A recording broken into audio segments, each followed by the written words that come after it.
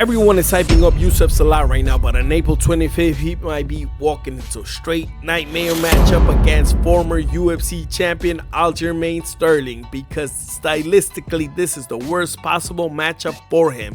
You got a surging prospect on a tear versus a proven former champion who just dominated elite competition. If this fight hits the mat, it can get ugly fast. Now let's do the breakdown. This is Rising the Ranks. The way you love the breakdowns, we got them. Now, we talk about Youssef Zalal. Since returning to the UFC, he hasn't just been winning, he's been finishing people. 4 out of his last fights didn't even make it to the judges. He's long, he switches stances, his grappling has become a serious weapon. But there's a problem, none of those opponents are Aljamain Sterling.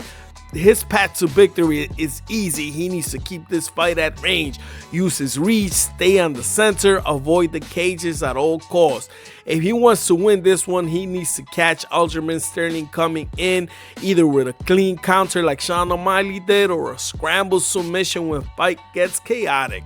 Now let's talk about the Funkmaster, Aljamain Sterling. New York, stand up. Yep. This isn't just a veteran, this is a former UFC champion who already sold fighters at their highest level.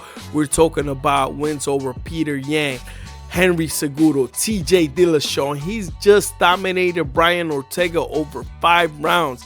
That's a completely different level of experience. He needs to push the pressure. He needs to use his clean control, use the takedowns. He averages nearly 2.5 takedowns per fight.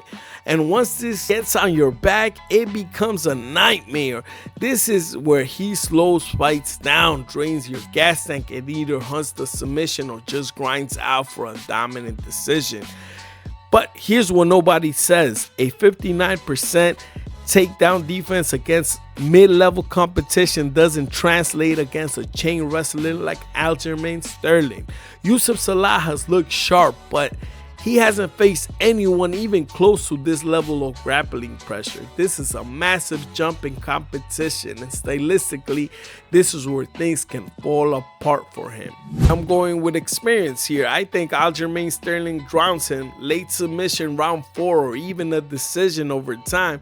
The pressure, the clinch work, the wrestling are just too much to handle at this time.